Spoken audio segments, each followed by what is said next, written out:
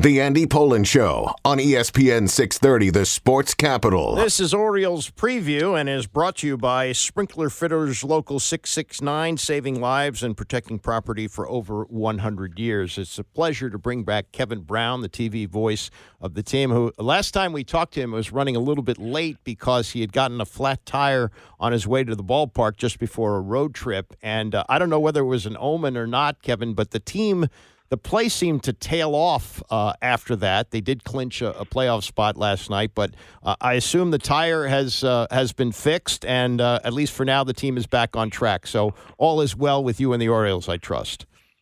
Oh my gosh, I forgot about that. That happened. That was this year, wasn't it? Yeah. Feels like it was 7 years ago at this point, Andy.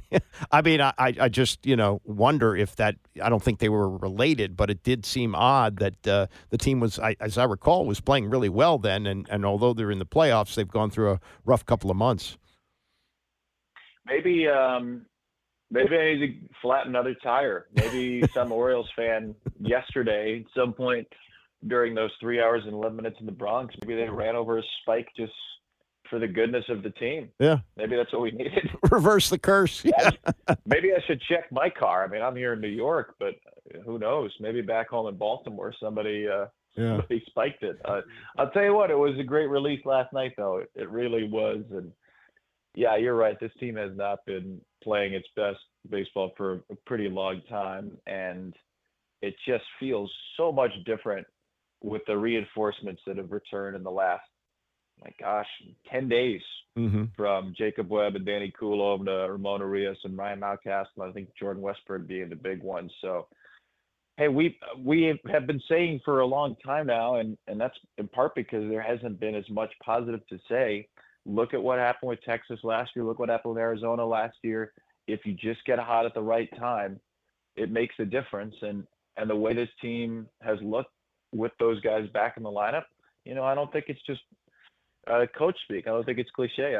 I think we saw last night why that kind of stuff matters, because that to me was the most Orioles-like Orioles game in a while. Yeah, no, I was going to ask you about that because I heard Jeff Passan last week say this year more than any other that he's seen, and he's been covering baseball for over 20 years, that if you look at all 12 teams that make the playoffs, you could make a case that any one of them could win the World Series. Now, there are teams going in, obviously, with better records, but because of the randomness of the playoffs, and if you go in as a wild card, you got to win 4 rounds. So last year's team went in with 102 wins. This team needs to win 3 of the last 5 just to get to 90. But could you make a case that this team is more playoff ready than it was last year? Yeah, I think you could. Now, last year's team was better. Last year's team was also luckier. Last year's team was also, frankly, healthier, right? And this year's team, maybe there is something, maybe there will be something to getting these guys back at the right time. Maybe there will be a freshness to getting these injured players back. There could also be rust, right? So it can work both ways. But I think it's reasonable to say these guys, many of them anyway, have been through the fire of the postseason, have been through disappointment, and frankly, been through a lot of disappointment in the second half this year. And if they can rise above that, which they certainly did last night, and play like they're capable of, they can have as good a shot as anybody. I still think the starting rotation is going to be thinner compared to some contenders because it doesn't appear that Grayson Rodriguez will be back in time. Maybe he comes back in a bullpen role in some capacity at some point, but he hasn't been facing live hitters, so he's certainly not close to that right now. But I think you can line up Corbin Burns against anybody the way he's pitching. Zach Eflin's been really good. Maybe this is a year for a little redemption for Dean Kramer, who got hit hard in Game 3 of the playoffs last year, but is pitching some of the best baseball of his life down the stretch.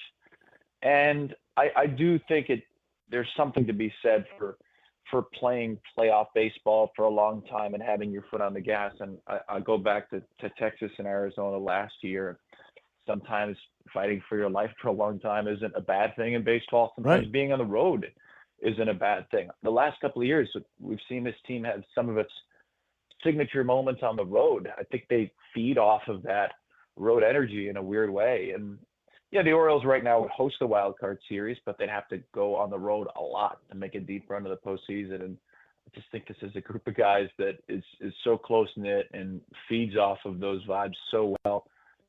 Really, anything can happen. I mean, you're right, and Jeff Passan is right. Yeah, you could tell me the Orioles get swept in the wild card series, or the Orioles are in the World Series. Right? Yeah, and it's a year where anything seems conceivable. I mean, I'm not a psychiatrist, and I sometimes play one on the radio, but not very well. But you look at last year, and this is the great team that Mike Elias built with the prospects, and they got a full week to have everybody say, well, we expect big things. You won 102 games. And now it's like, oh, well, you really slid into this, and, we don't have great expectations. Maybe it helps a young team like that. Maybe because of the less pressure this year that they won't feel it like they did last year. And look, it's a good reminder that progress isn't necessarily linear, and it also isn't in the win-loss record. I think this franchise has taken huge steps forward this year. Players who've had more full-time in the major leagues, players who have graduated now from this extraordinary minor league system to the major leagues. And last year's team was definitely lucky to win 101 games. This year's team is definitely unlucky to have won 87. Yeah. Maybe the truth lies somewhere in the middle. In the middle of 101, and whatever this final number ends up being, is still a playoff number. So I think Mike deserves a ton of credit. I think he deserves just as much credit this year, even though the team's not going to win 101 games, because it takes a lot to withstand all of the injuries the Orioles have withstood and come out on top. Yeah. I mean, any Orioles fan, tell them before the year, you're going to lose Kyle Bradish, John Means, and Tyler Wells for the season. Those three will make a combined 15 starts. You're going to lose Grayson Rodriguez for good chunks of the season. Zach Eflin and Dean Kramer will also be on the injured list. The one opening day starting pitcher who will spend the whole season healthy is Corbin Burns. And by the way, there's this guy named Albert Suarez.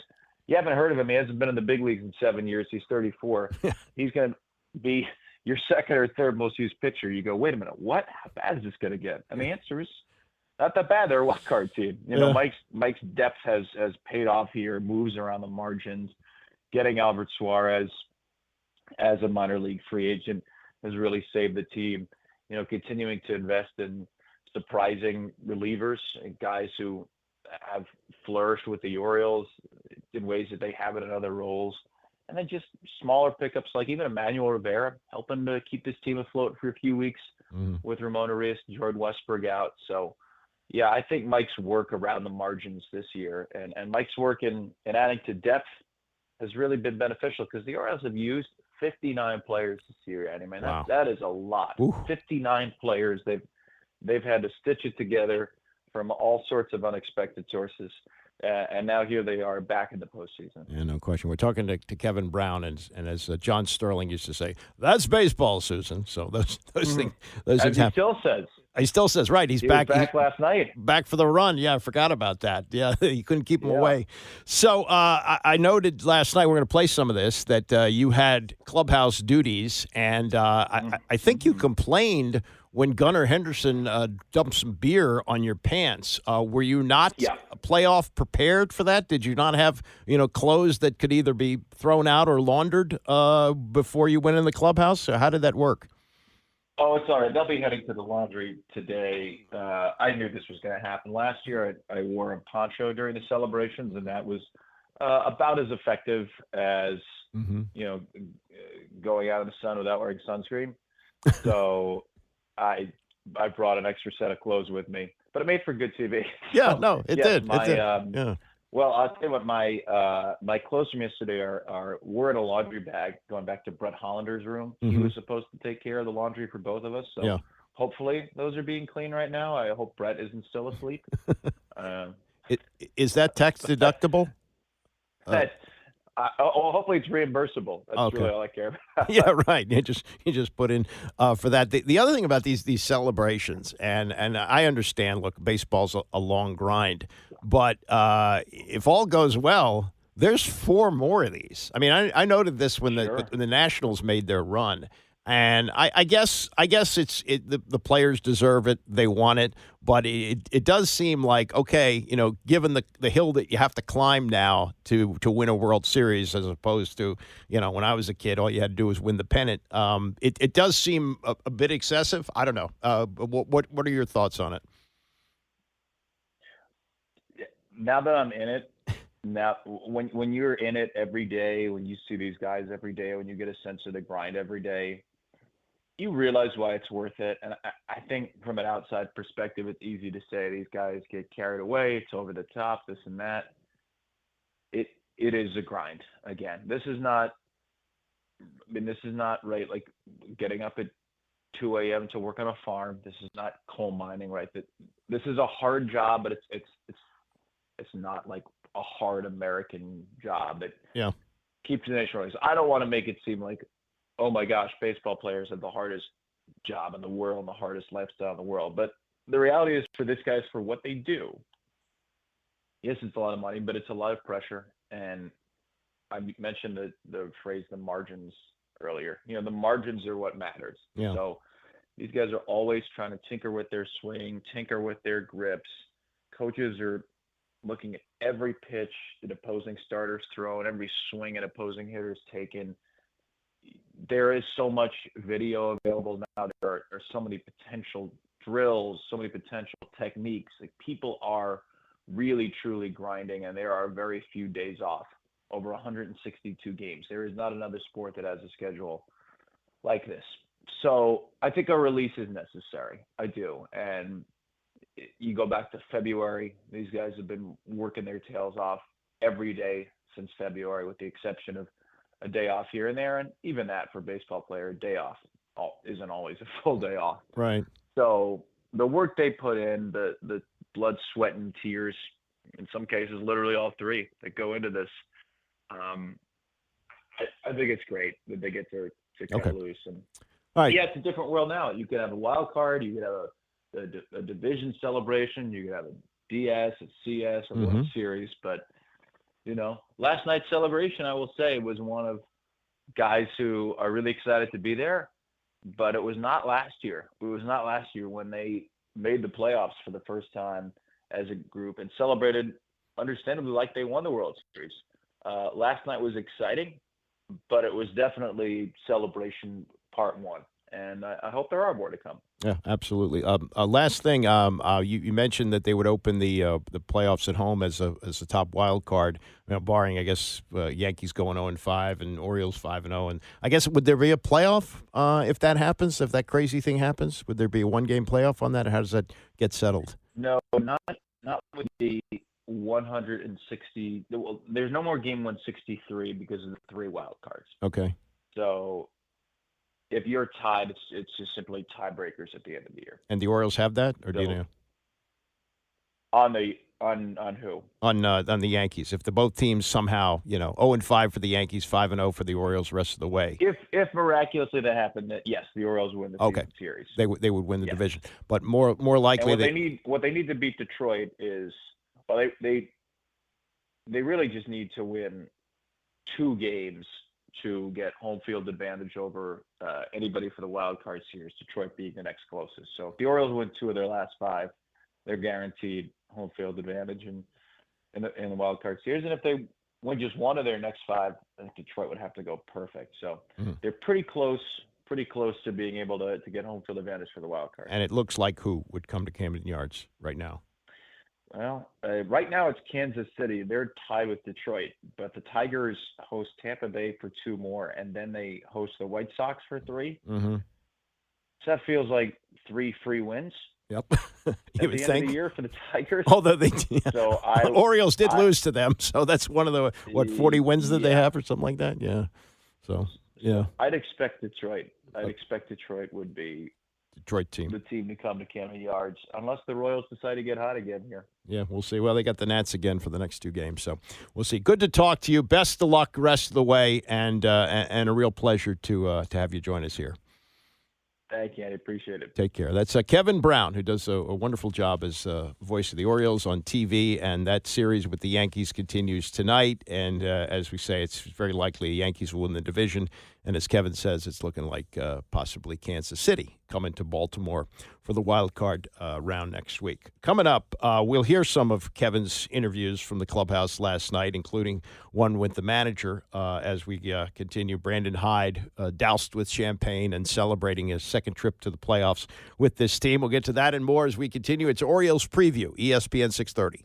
The Andy Pollin Show on ESPN 630, the sports capital. This is Orioles Preview presented by Sprinkler Fitters Local 669, saving lives and protecting property for over 100 years. You'll hear from Kevin Brown, who we just talked to live here on ESPN 630. Hear some of his conversations from the clubhouse last night. First, Colton Cowser, who homered in last night's 5-3 playoff clinching victory over the Yankees, talked to part of the broadcast crew, Brent Hollander, about his big night. What does it feel like to hit a baseball like that? Felt pretty good, especially after what occurred in the half inning before. Felt like I could have made a play on a ball and ended up not. But yeah, it felt good just to get the momentum back going towards us and, just trying to go out there and have fun. You look at a lineup card today that features Jordan Westburg and Ramon Urias. Ryan Mountcastle comes off the bench, gets a big base hit. What's it like to have that group that was so good offensively for most of this season until there were a lot of injuries?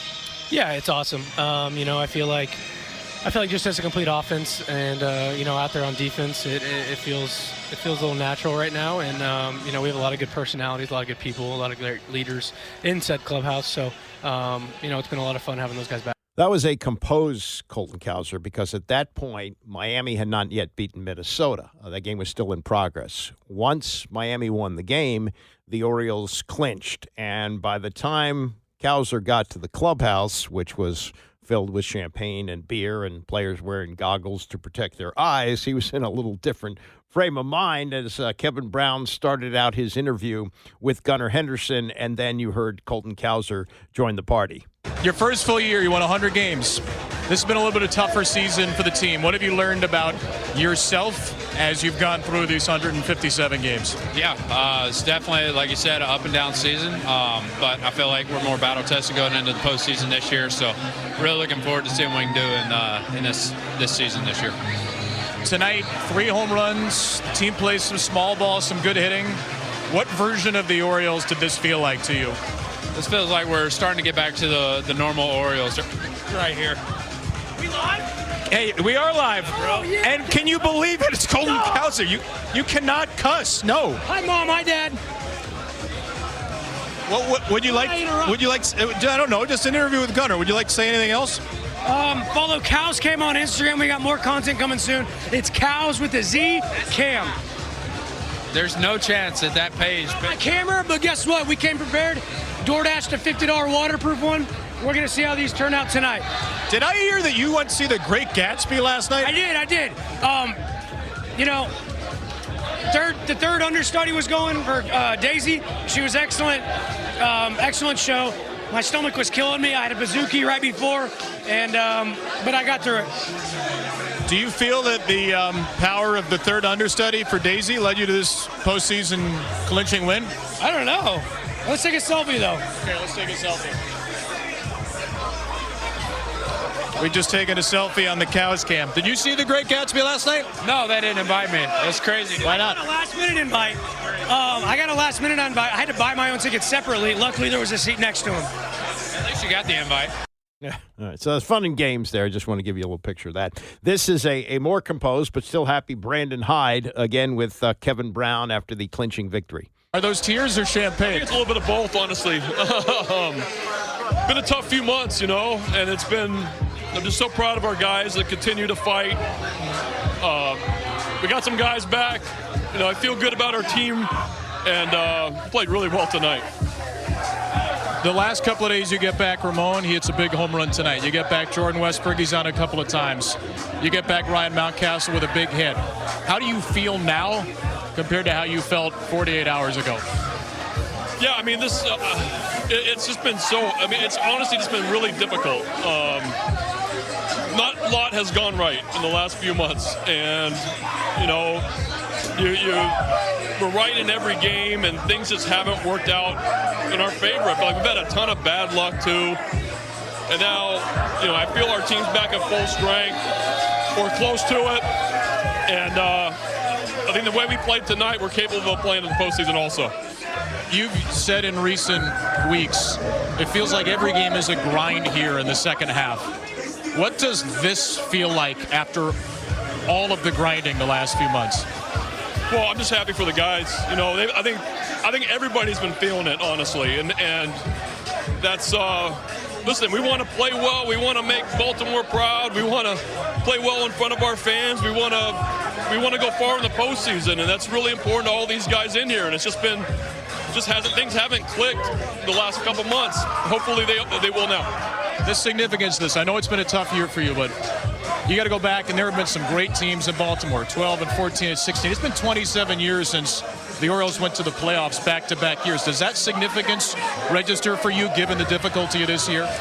Well, I just think you can't underestimate how difficult it is to get to the playoffs, and you should enjoy it. You should appreciate it when you have the honor to represent Baltimore in the playoffs, and it's a great group of guys, and they're going to be good for years to come. So we're really proud of them. One more for you. Last year when you celebrated a playoff berth, Dean Kramer started. When you celebrated the AL East title, Dean Kramer started. Tonight you celebrate a postseason berth, Dean Kramer starts. What is it about him in these moments? He has no fear.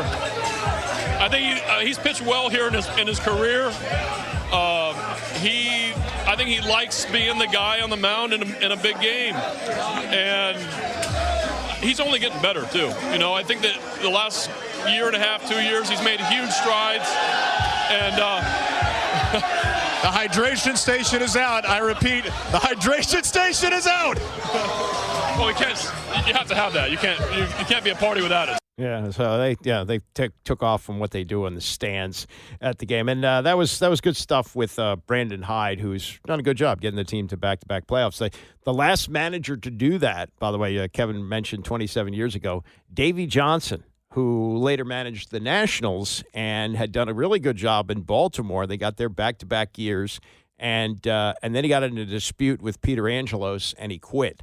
And they had a long time before they got back to the playoffs. So it is significant that they get their back-to-back years. They're going in, kind of backing in this year, as they had a rough couple of months to end the regular season. Still 5 games to go, and a chance to cement their wild card spot and open the playoffs at home.